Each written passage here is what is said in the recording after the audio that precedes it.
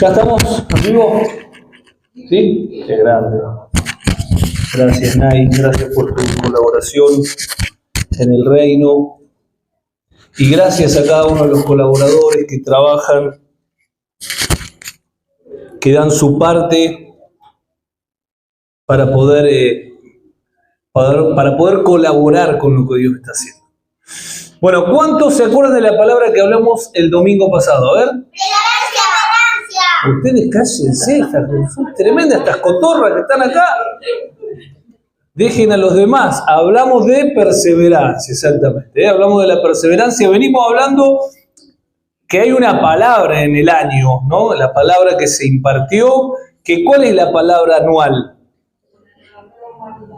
¿Una nueva qué? Humanidad. Una nueva humanidad, que somos una nueva humanidad que fue el plan eterno de Dios, que se hizo vigente en este tiempo y que a partir de esta nueva humanidad se empieza a desarrollar esta perseverancia. No es algo que yo lo tengo que hacer a través de mi fuerza, porque si no estaríamos gestando actos religiosos. Es a través de la persona de Cristo que está en nosotros por el Espíritu Santo que empieza a fluir esta perseverancia y esta nueva humanidad con esas virtudes que tienen que mostrar a Cristo. A veces, si no mostramos a Cristo, no hay que tratar de mostrar algo que no es real y que no está en nuestros corazones. Tenemos que enfocarnos en la fuente y entender quiénes somos, cuál es nuestra identidad, y a partir de ahí permitir que esa nueva humanidad pueda fluir. Y hoy quiero hablar de otra virtud que para mí es la más importante. Una virtud que para mí es la más importante y quiero hacer esta introducción porque no se trata de a través de la fuerza hacerlo, pero sí entender la importancia que tiene y entender de que en Cristo esa madurez tiene que empezar a manifestar esta virtud. Y quiero hablar de la virtud de la humildad. Por eso el título que le puse, ¿soy humilde o parezco serlo? Porque quiero hoy pararnos todos, sentarnos frente a una medición espiritual, por decirlo de una manera, a empezar a examinar cómo está mi corazón. ¿Cómo está mi corazón? ¿Por qué? Porque si hay algo que es fundamental en el avance del reino y que es fundamental en el crecimiento del cristiano, es que esta virtud esté. Si no está esta virtud, todo lo demás no tiene sentido. ¿Por qué? Porque Dios nos dejó ejemplo. Jesús dijo, aprendan de mí, que soy manso y humilde. Hallarán descanso es decir, hay algo que a Jesús lo identificaba, a Jesús era visto por esta cualidad, que ¿cuál era? La humildad. Por eso, algunas preguntas para hacernos, ¿qué es ser humilde? ¿Qué es ser humilde? ¿Es hacer silencio en vez de defenderme? Es agarrar, no, él es humilde porque cuando hay problemas él baja la cabeza y no dice nada. ¿Eso es humilde? Es decir, todo que sí para luego hacer lo que yo quiero. ¿Es mostrar apariencia de piedad y de buenas obras? ¿Es algo exterior o es algo interior? ¿Qué es ser humilde? ¿Es pensar menos de nosotros? Es decir, claro, hay personas que están con una identidad tan en el piso que confundimos que esa persona es humilde porque se piensa que es una babosa caminando. No, entonces es humilde.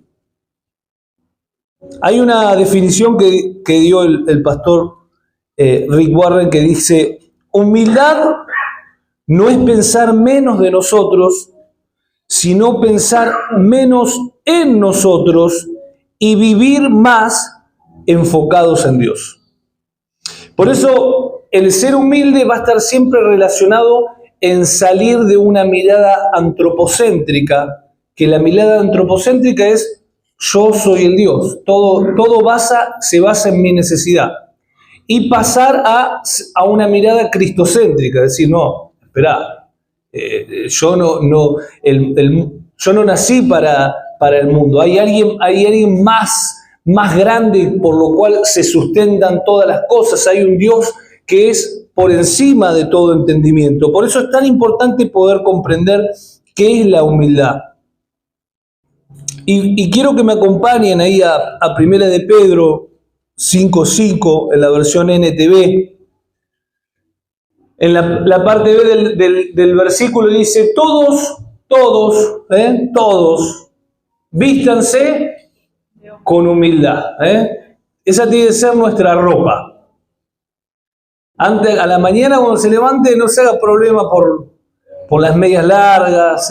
La primera ropa que tiene que tratar de ponerse es la humildad. Todos vístanse con humildad. ¿Y en qué? En su trato los unos con los otros.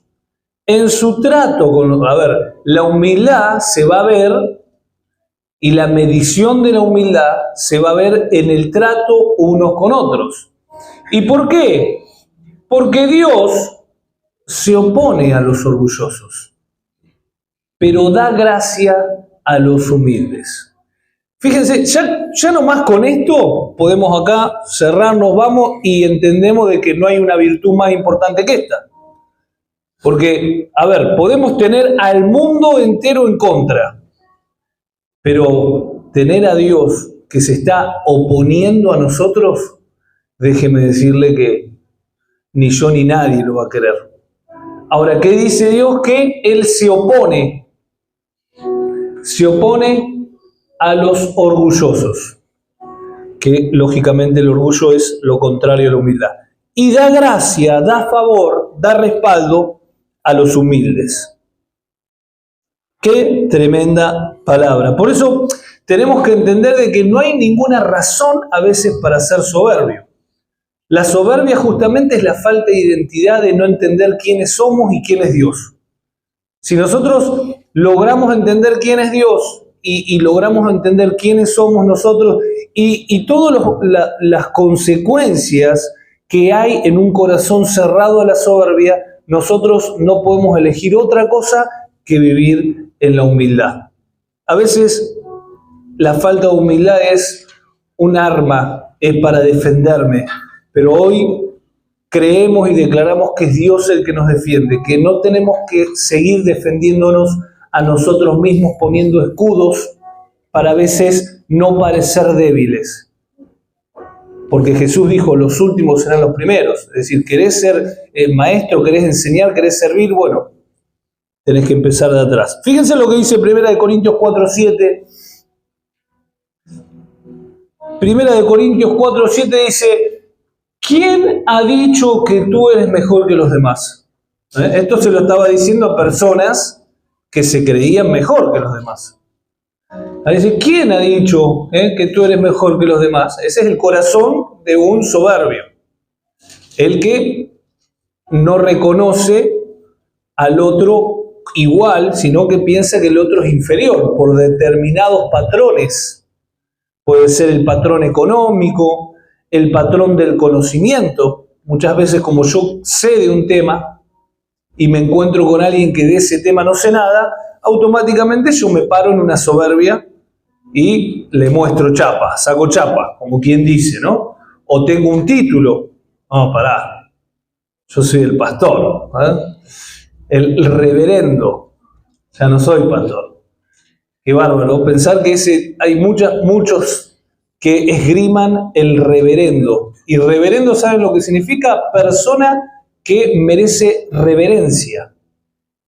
Fíjense hasta que a veces estamos tan cegados como una persona va a pedir que los demás lo reverencien. Estar participando en una idolatría. Ahora fíjense, dice, ¿quién ha dicho que tú eres mejor que los demás? Todo lo que tienes, todo lo que tienes, Dios te lo ha dado. Entonces, ¿por qué presumes como si lo hubieras conseguido tú mismo? ¿Por qué presumimos a veces? Y déjeme decirle que todos estamos a veces en esa tentación.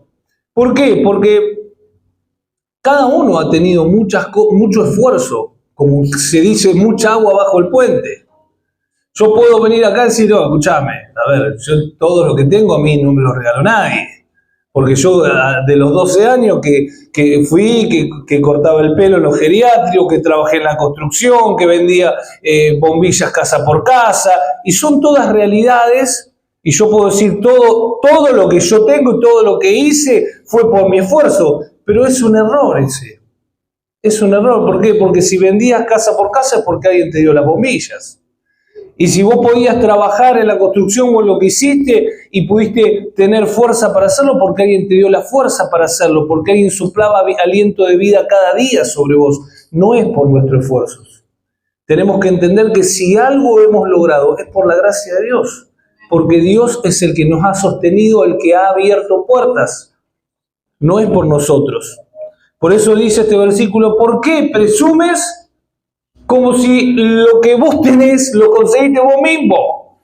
Como si lo hubieras conseguido tú mismo. Como si lo hubieras conseguido tú mismo. La humildad permite que Dios fluya a través de nosotros. La soberbia hace que todo lo que hagamos, lo hagamos en nuestras fuerzas sin el respaldo de Dios. Y qué importante es poder comprender de que a veces nos sentimos solos, porque todos en algún momento nos sentimos solos, porque a veces no tenemos personas en las cuales confiar determinadas cosas, pero tranquilo, porque las personas hoy están, mañana no están. Lo importante es saber de que con Dios tenés el respaldo, lo importante es saber de que Dios no te deje, de que Dios no haga oído sordo, porque Dios es Padre, pero así como Dios es Padre, es amor, es misericordioso, ¿cuántas veces uno como padre, por un hijo soberbio, le dice, no, ahora ni vengas, no te quiero escuchar? ¿Por qué? Porque quiero que vengas acá arrepentido, no vengas acá a seguir pidiéndome cuando en realidad todavía ni te arrepentiste de tu actitud soberbia para con tu padre. Por eso a veces hay personas que tienen esa comunión con Dios rota y piensan que están esos cielos como de bronce. ¿Por qué? Porque hay cosas que no han reconocido y su corazón a veces soberbio ha permitido que Dios se aleje. Por eso creemos firmemente que somos una iglesia que reconoce los errores. Creemos de que tenemos al Espíritu Santo que nos enseña, que nos redarguye, que no pedimos perdón por pedir perdón, porque sabemos que Dios ya nos ha perdonado y en la cruz del Calvario una naturaleza caída fue perdonada para hoy poder ser hijos, pero también entendiendo de que un Espíritu Santo nos va dando entendimiento, revelación para poder estar siempre a cuentas con Dios, para poder siempre ser esos hijos humildes. Efesios 4:1. Quiero leer algunos versículos como para establecer algunos principios. Dice, por lo tanto yo, prisionero, Pablo dice, prisionero por servir al Señor, les suplico que lleven una vida digna del llamado. ¿Y qué es llevar una vida digna del llamado, Pablo? O Dios. Dice, que lleven una vida digna del llamado que han recibido de Dios, porque en verdad han sido llamados. No es mentira, no es una utopía. Cada uno de nosotros hemos sido llamados por Dios, por eso estamos en este camino del cristianismo. Ahora fíjense lo que dice el próximo, que es llevar una vida digna del llamado y es ser siempre humildes.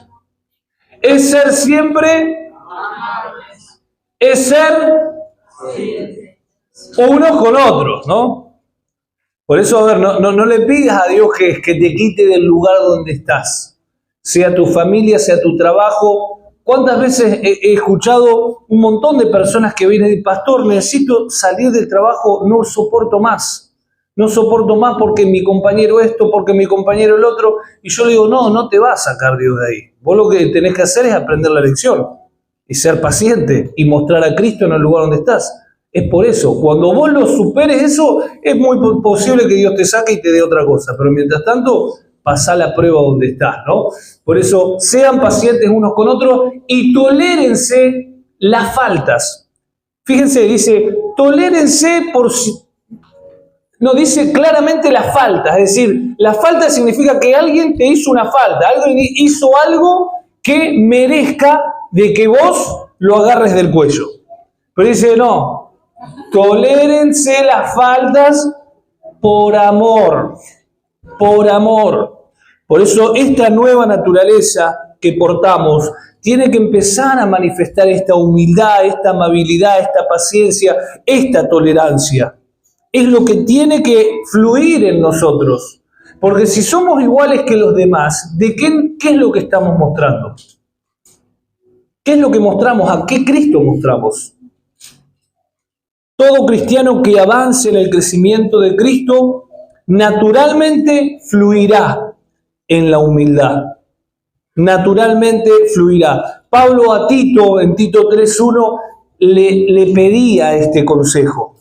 Le decía, recuérdales, Tito, recuérdales a los creyentes a que se sometan al gobierno. No quiero entrar en la historia, ni decir, pero investigue cuál era el gobierno que estaba operando en este tiempo. Si a veces pensamos que los gobernantes de hoy en día son injustos, cuando ve los gobernantes de aquel tiempo que mataban, que hacían atrocidades, bueno, en ese marco histórico le dice Pablo a Tito que le recuerde a las personas que estaban discipulando de que se sometan al gobierno, a ese gobierno injusto. Sométanse al gobierno, y no solo al gobierno, sino a los funcionarios. Tienen que ser obedientes, le dice. Siempre dispuestos a hacer lo que es bueno. Siempre dispuestos. No deben calumniar a nadie. No deben calumniar a nadie. Esa palabra calumniar significa atribuir maliciosamente palabras, actos o intenciones deshonrosas a una persona. Bien ahí, Marisa. Entonces, no deben calumniar a nadie. No deben calumniar a nadie. En cambio, dice, ¿qué dice? A ver, lean ustedes. ¿Qué dice? Deben y mostrar verdadera humildad. Deben mostrar verdadera humildad. No dice humildad solamente, dice verdadera. ¿Por qué? Porque hay falsa humildad. Hay falsa humildad. Verdadera humildad, ¿en qué? En el trato con todos. Siempre la medición de la humildad es en el trato con los semejantes. Comenzando con la persona que tengo al lado, los que estamos casados, los que viven en el entorno. Es fundamental poder comprender esto que nos enseña la palabra. La realidad es que fuimos creados por Dios, no porque Él necesitara de nosotros. Qué importante poder comprender esto. Dios no es que dice, bueno, tengo que hacer al ser humano porque no puedo vivir y necesito que resuelva cuestiones mías. No. Dios no nos creó por una necesidad. Fue por un placer, fue por un deleite. No somos su necesidad, somos su deleite. Es tan importante poder comprender esto. Es tan importante comprender esto porque esto es también lo que empieza a moldar mi corazón para que esté en la posición correcta de un corazón humilde. A veces pensamos que si yo no hago las cosas no las puede hacer nadie. Por eso no puede existir en nosotros una actitud altiva y arrogante. A medida que creemos y crecemos en Dios, vamos siendo cada vez más humildes. Esto es así. Fíjense lo que dice Efesios 1:9. Dice que Dios nos dio a conocer, nos dio en este tiempo a conocer el misterio de su voluntad, según su beneplácito. La palabra, ahora les voy a decir bien qué significa esta palabra beneplácito, pero es el deseo de Dios. Es decir, que Dios nos hace conocer el misterio de su voluntad según el deseo de Él, el cual se había propuesto en sí mismo, de reunir todas las cosas en Cristo en la dispensación, el tiempo, del cumplimiento de los tiempos, así las que están en los cielos como las que están en la tierra. Bueno, vamos a dejarlo ahí en stand-by, este versículo, y dejarlo en la pantalla, porque acá cuando empezamos a entender de que nuestra postura en Cristo tiene que ser desde una humildad. ¿Por qué? Porque Dios nos crea a nosotros según su beneplácito, es decir, según su deseo, no por una necesidad, sino porque Él nos quiere crear, porque Él quiere tener una familia. La palabra beneplácito viene del griego eudokia, que significa deleite, satisfacción. Objetivamente significa bondad, deseo, propósito, buen placer, la voluntad. Ese es el significado de este beneplácito de Dios, que Dios nos crea por ese placer a nosotros mismos. Esto es fundamental poder comprenderlo para poder vivir desde la posición correcta con nuestro corazón. El misterio de la voluntad divina es la creación de esta nueva naturaleza que estamos hablando en este año. Esta nueva humanidad en su Hijo Jesucristo. Por eso es reunir todas las cosas en el Hijo. Y en el Hijo estamos todos nosotros como cuerpo de Cristo, como iglesia. Dice, esto no responde a una necesidad de Dios o una reacción generada por alguna circunstancia en particular. No, Pablo asegura que esta fue una propuesta a sí mismo, lo que nos permite ver el carácter soberano y excluyente de la determinación de Dios. A esto agrega que todo sucedió según su beneplácito, es decir, según su propósito, su profundo placer. Debemos saber que Dios, de una o de otra manera, cumplirá el deseo eterno. De una o de otra manera, Dios iba a cumplir y va a cumplir el propósito eterno. Él no está a merced de los planes humanos. Nuestros planes no van a cambiar el propósito eterno de Dios, ni las instituciones, ni las intenciones que estos pueden levantar. Él ha trabajado desde la eternidad en pos de su propio plan. El plan de Dios, el beneplácito de su voluntad.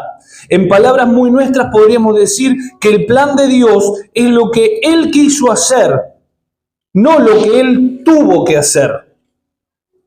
Dios ejecutará su deseo, con o sin nosotros, pero nosotros creemos que es con nosotros.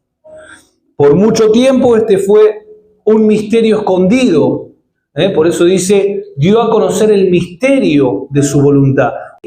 Por eso es tan importante poder pedirle a Dios que abra nuestros ojos para poder ver la dimensión de todo lo que estamos viviendo, de todo lo que se hizo en esa cruz, cuando Jesús dijo, consumado es. Cuando vemos que todo es por gracia, cuando vemos que es un privilegio ser hijos de Dios, y que nada hizo por su propia necesidad, sino por su deseo y para nuestra ganancia, nuestra actitud inevitablemente, ¿cuál va a ser? Vivir humildemente.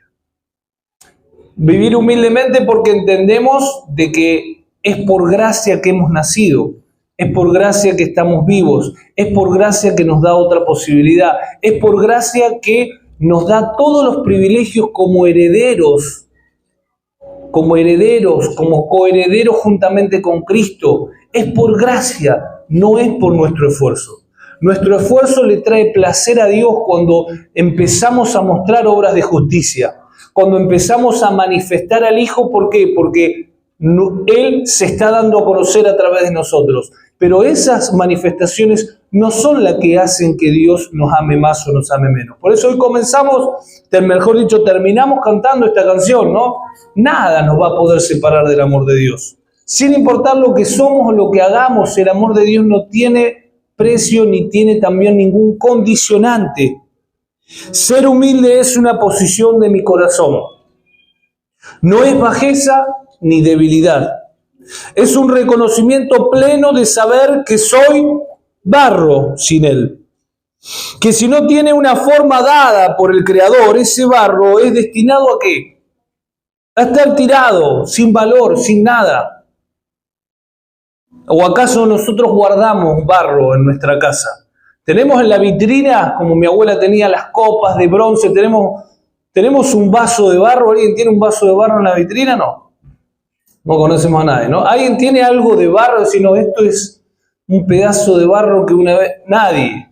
Porque el barro no, pero si ese barro adentro tiene diamantes, ahí cambia la cosa. Ahí cambia, y eso es lo que Dios hizo con nosotros. Por eso dice en 2 Corintios 4:7, y preste atención a este versículo, porque este es clave para poder entender cómo tiene que estar nuestro corazón conforme a la palabra de Dios. Dice, ahora tenemos esta luz que brilla en nuestro corazón, Dios impartido en nuestras vidas por su Espíritu Santo, esperanza de gloria. Pero nosotros mismos, dice, somos como frágiles vasijas de barro. Frágiles vasijas de barro que contienen este gran tesoro. Que contienen este gran tesoro. Esto deja bien claro que nuestro gran poder proviene de Dios, no de nosotros mismos. Pero, qué importante ese pero en el versículo. Ahora tenemos esta luz que brilla, sobrenatural, tremendo, pero dice, pero guarda, no te confundas. ¿Por qué? Porque lo que importa verdaderamente es lo que portamos, no lo que mostramos. A ver, una persona, por más que sea el rey de Arabia Saudita, cualquiera persona que usted diga tremendo todo lo que tiene, si no tiene a Cristo en su corazón, es un vaso de barro. Es una vasija, ni siquiera una copa. Hoy dije la copa, es una vasija de barro. Ahora, cuando ese ser se llena de la presencia de Dios, ese vaso de barro es transformado. Ahora no deja de ser vaso de barro, sigue siendo vaso de barro, pero al portar el material precioso interno, que es la vida de Cristo, ese vaso de barro pasa de estar destinado a estar en el piso y siendo pisoteado por autos, pasa de estar en ese era el destino del ser humano sin Cristo. Ese es el destino de todo ser humano. Por eso es tan importante entender que ese barro el Señor lo alzó, le dio forma, sopló aliento de vida y hizo de ese barro algo precioso. Por eso no tenemos que olvidar que nuestras vidas valen un precio incalculable, pero no por lo que somos, sino por lo que portamos. Porque portamos a Cristo, porque portamos una sustancia divina indestructible, una sustancia divina que no tiene precio, una sustancia divina que nos hace entrar en una eternidad, que es la llave para abrir una puerta de la eternidad. El vaso de barro sin eso se queda en este mundo.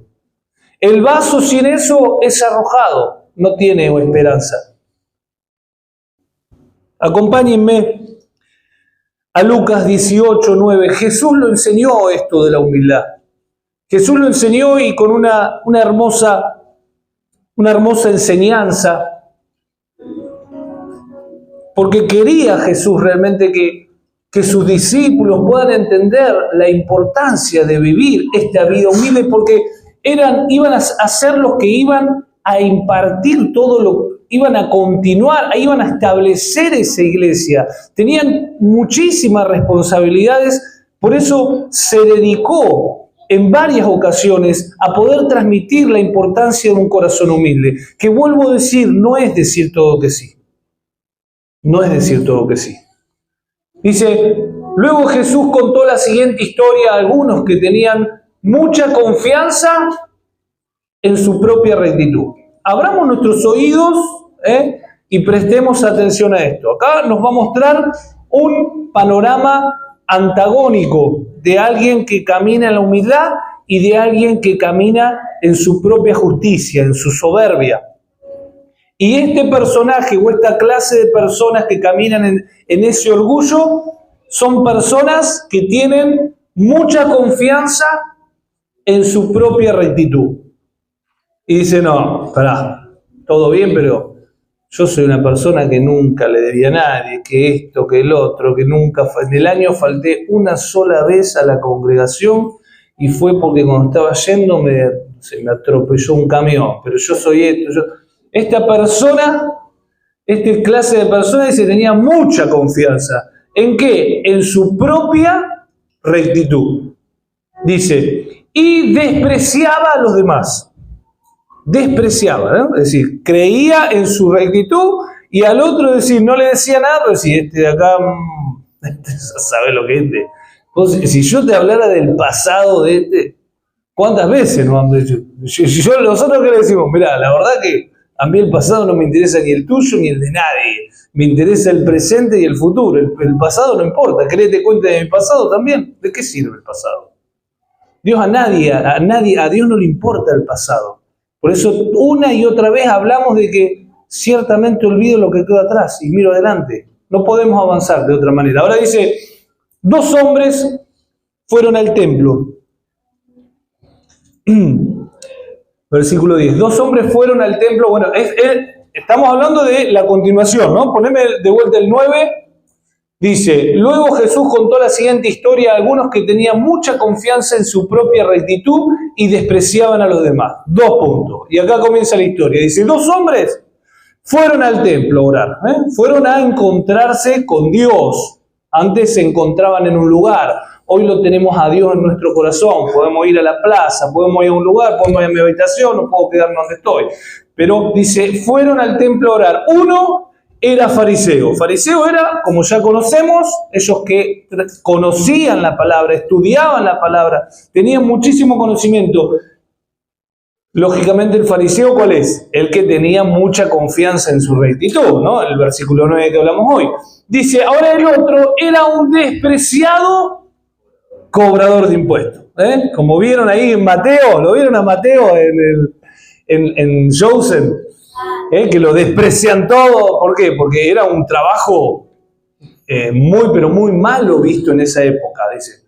Ahora dice, el fariseo de pie apartado de los demás. Fíjense, acá ya te da una pauta de pie. Ese de pie no muestra un estado físico, muestra un estado interno, de pie, erguido. No, yo estoy acá.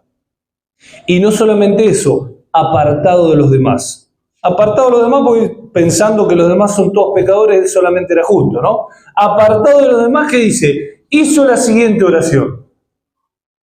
Te agradezco, Dios. Te agradezco. Le agradecía a Dios. ¿Pero qué le agradecía? Te agradezco, Dios, de que no soy como otros. Genera un poco de risa, ¿no? Puede decir, bueno, pero lo hablaba de una convicción. Dice, te agradezco, Dios, que no soy como otros. ¿Y cómo son los otros? Y son tramposos. O sea que yo no soy tramposo. Pecadores, adúlteros. Para nada soy como ese cobrador de impuestos. Claro, se ve que había otro ahí atrás y él lo relojeó. Pasó por adelante de ese, siguió hasta un lugar, se paró y se puso a orar. Y que le dijo, no soy como ese. ¿Y por qué? Y yo ayuno 2 veces a la semana. Te doy el diezmo de mis ingresos. Fíjense, daba hasta el diezmo. En cambio, esa fue la oración que hizo esta persona. Agradecer por ser tan perfecto, ¿no? Agradecer por todo. En cambio el otro dice, el cobrador de impuestos se quedó a la distancia y ni siquiera se atrevía a levantar la mirada al cielo mientras oraba, ¿no? Es decir, se quedó a una distancia, bajó su cabeza, ni siquiera se atrevía a levantar su mirada, sino que golpeaba su pecho en señal de ese dolor interno, mientras que decía, Dios, ten compasión de mí. Ten compasión de mí porque soy un pecador. Porque soy un pecador. Versículo 14, Jesús dice, les digo que fue ese pecador, o ese supuesto pecador, porque esa actitud ya hizo redimir ese pecado, ¿no? Dice, ese pecador, y no el fariseo que regresó a su casa justificado, es decir, hecho justo delante de Dios. Pues los que se exaltan a sí mismos serán humillados, y los que se humillan serán exaltados. Hoy quiero con esta palabra, ustedes dirán, bueno, pero ¿qué es lo que me tiene que quedar? Lo que me tiene que quedar y lo que quiero que nos quede a todos es sentarnos y realmente con una mirada genuina y sincera a Dios, decirle: Dios, si hay cuestiones soberbias, sacara. Yo no quiero para nada pensar de que soy justo por mis propios medios. No quiero para nada pensar de que no hay errores, no hay problemas y ver a los demás desde otro lugar. No, yo quiero que vos me confrontes con mi error. Porque sin duda hay áreas que tienen que todavía seguir yendo a la cruz. Hay áreas que todavía yo encuentro mi fortaleza en esas áreas, y en esas áreas donde desprecio al otro. Por eso es tan importante poder comprender de que esto es lo que Jesús hizo, y eso fue lo que le llevó a Jesús a poder ser exaltado y gobernar por sobre todas las cosas. Porque Él fue el primero que se humilló. Porque Él fue el primero que eligió transitar en este mundo a través de la humildad. Por eso eligió un pesebre para nacer y no un castillo.